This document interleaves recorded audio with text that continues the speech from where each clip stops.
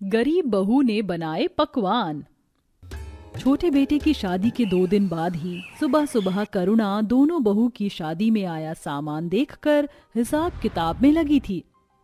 हाँ, ये बड़ी बहू के यहाँ से एक सोने की चेन, अंगूठी, कुंदन का हार, फ्रिज और फर्नीचर, ये सब तो है ही, और कपड़े हैं। पूरी कॉपी भर गई बड़ी बहू के दहेज से। और ये देखो, ये गरीब घंटाल बहू के घर वालों ने सिर्फ एक चैन, अंगूठी, 5 कपड़े और नगद 10,000 रुपए का कैश दिया। इसके होश तो मैं ठिकाने लगाऊंगी। अरे करुणा, ये तुमने पूरे कमरे का क्या हाल मचा रखा है। ये तिजोरी बिस्तर पर क्यों खाली कर दी है? देख रही हूँ बड़ी बहू के दहेज में क्या आया है और छोटी बहू के दहेज में क्या। पर तुम्हें ये जितना भी सामान दिख रहा है ना, ये मानवी बहू के घर से आया है। उस गरीब ने तो ये 3-4 सामान दिए जो मेरे हाथ में ही समा गए। ये देखो। हाँ तो क्या हो गया? क्यों नाप तोल कर रही हो दोनों बहू के सामानों को लेकर? हमारे दोनों बेटे बहुत कमाते हैं, वो किसी दहेज के मोहताज नहीं है। अरे तुम तो चुप ही रहो, तुम और तुम्हारी सोच कभी नहीं बदल सकती है। मैं अपनी जगह पर बिल्कुल ठीक हूँ करुणा, बदलने की जरूरत तुम्हें है। ये बोलकर जगदीश कमरे से बाहर जाता है। दरअसल 2 दिन पहले ही उसके छोटे बेटे की शादी गरीब बहू से हुई है और पिछले महीने बड़े बेटे अर्नव की हुई थी। खैर, इतने में प्रियंका बहू जूस ले आती है। अरे पापा जी, आप कहाँ जा रहे हैं? मैं आपके लिए गाजर का जूस लेकर आई हूँ, इसे पी लीजिए, आपकी सेहत के लिए ठीक है। फिर दवाई का टाइम भी हो रहा है। अरे बहू, अभी मैं तेरे पास ही आने वाला था। तू बहुत समझदार है। 2 दिन में ही आकर तूने मेरी सारी दवाई और खाने पीने की चीज याद कर ली। ये तो बड़ी बहू भी नहीं कर पाई थी। देखा करुणा तुमने? हाँ, तो जो काम है वो तो करेगी ही। लेकिन इसके माँ बाप एक काम करना भूल गए। एक बेटी की ठीक से शादी करके दहेज नहीं दे पाए, न कूलर, पंखा, फ्रिज दिया, और ना ही सोने या नगद कैश दिए। ये गरीब घंटाल मेरे सामने ना आए तो ही ठीक रहेगा।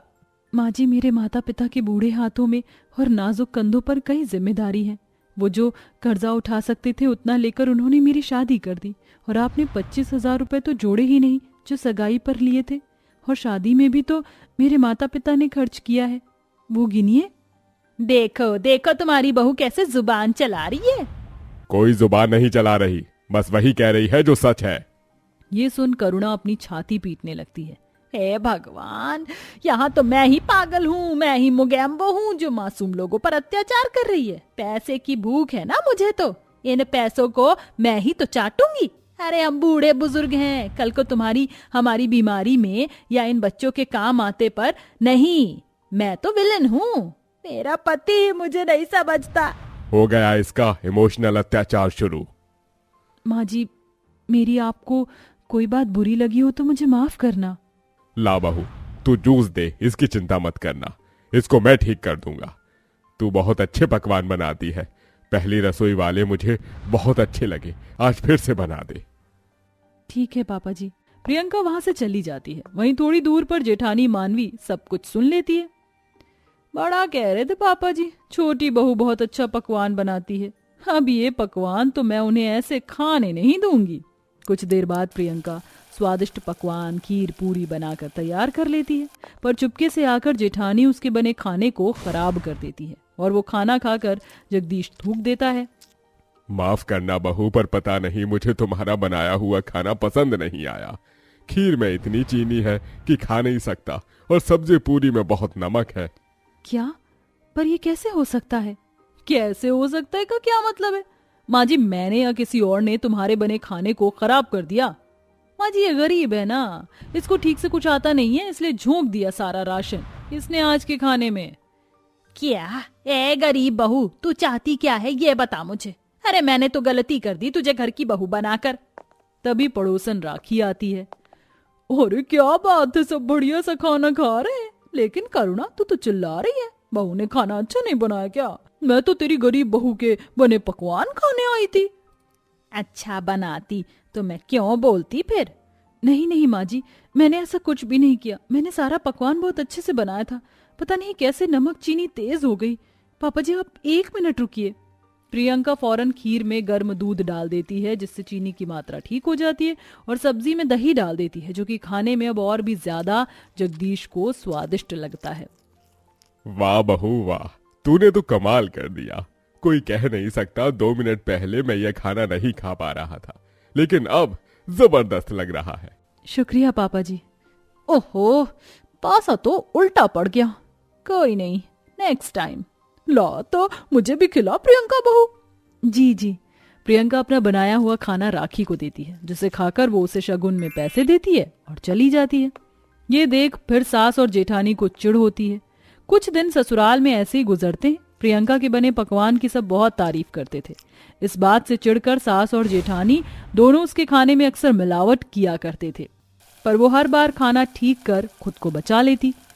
तभी एक शाम राजीव डाइनिंग टेबल पर कहता है, प्रियंका, तुम्हारे हाथ का बनाया हुआ खाना मेरी कलीग्स को बहुत पसंद आया। तुम कल बहुत सारा खाना पैक कर देना। ऐसा करो, मैं उन्हें घर पर इनवाइट कर लेता हूँ, यही सही रहेगा, है ना? जी बुला लीजिए। अरे वाह राजीव, ये तूने अच्छा काम किया। अगली शाम प्रियंका गुनगुनाकर पार्टी के लिए स्वादिष्ट पकवान बना रही थी। ओहो, छोले, पूरी, नान सब तैयार है। मीठे में फ्रूट कस्टर्ड और शाही टुकड़ा भी है। ओफो, मैंने धनिया और पनीर तो सजाने के लिए रखा ही नहीं। सामने से ले आती हूँ, घर के बाहर ही तो है सब्जी की दुकान। प्रियंका धनिया और पनीर लेने चली जाती है। इतने में सास और जेठानी एक साथ रसोई में अंदर घुसते हैं, जिससे उनके सर की टक्कर हो जाती है। अरे राम, मर गई मैं। ओह माँ जी, आप यहाँ क्या कर रही हैं? अरे मैं तो उस गरीब बहू के खाने में आग लगाने आई थी। मेरा मतलब वो। इसका मतलब माँ जी आप भी तो साथ में ही काम करते हैं ना, एक टीम बनाकर। हाँ बहू, आज जब मेरे बेटे के दोस्त उस गरीब घंटाल का सड़ा हुआ खाना खाएंगे तो राजीव को गुस्सा आएगा, क्योंकि उसकी बेइज्जती जो होगी, और गुस्से में वो इसे बहुत सुनाएगा। मैं तो फिर इसे घर से ही बाहर निकलवा दूंगी। वाह माँ जी, क्या धांसू प्लान है, जल्दी कीजिए। वो दोनों खाना बिगाड़ने के लिए जा ही रही थी कि तभी जगदीश आकर करुणा का हाथ रोक लेता है और रोते हुए प्रियंका ताली बजाकर आती है। वाह माँ जी, वाह जेठानी जी, बहुत अच्छा प्लान बनाया है। अगर आप दोनों को इतना ही मुझसे चिढ़ थी तो बता देते, मैं सीधा इस घर से चली जाती। और मैं समझ रही हूँ माँ जी, मेरे और मेरे माँ बाप की गरीब होने का और आपको दहेज ना दे पाने के कारण आप मेरे साथ ऐसा कर रही हैं, और राजीव जी की बेइज्जती करवाने वाली थी। आपने अपने बेटे के बारे में भी नहीं सोचा। लेकिन कोई बात नहीं, मैं बहुत बुरी हूँ। आप दोनों को कभी पसंद नहीं आऊंगी और पैसे भी नहीं दे पाऊंगी, इसलिए इस घर को छोड़कर चली जाऊंगी। नहीं बहू, तू गरीब है, इसमें तेरा क्या दोष नहीं, जिसकी वजह से तू घर छोड़कर जाएगी। अपने पापा जी को भी सजा देगी इनके चक्कर में। ठीक है, तो मैं भी इस घर को छोड़कर चला जाऊंगा और किसी झोपड़ी में तेरे साथ रह लूंगा, क्योंकि मैं अपनी बहू के पकवान खाए बिना नहीं रह सकता। और मैं भी। माँ, आपने मेरी प्रियंका के साथ गलत किया है। इतने दिन से आप उसको सुनाए जा रहे थे, जबकि उसने हमेशा से ठीक खाना बनाया। आप दोनों ही उसके खाने को बर्बाद कर रहे थे, और आज भी वही करने वाले थे। वो तो प्रियंका को पता चल गया, पर अब मैं भी उसके साथ ही इस घर को छोड़कर जा रहा हूँ। आप दोनों यहाँ आराम से रहिएगा। तीनों रसोई से निकलकर जा रहे थे, तभी करुणा अपने पति और बेटे का हाथ पकड़कर रोकती है। नहीं नहीं, आप तीनों कहीं मत जाइए। मुझे अपनी गलती का एहसास हो गया। मैंने बहू की गरीबी की वजह से उसके साथ अत्याचार किया, जबकि वो दिल से बहुत अच्छी है, खूब घर का ख्याल रखती है और खाना तो बहुत अच्छा बनाती है। पता नहीं क्यों मेरी बुद्धि फिर गई।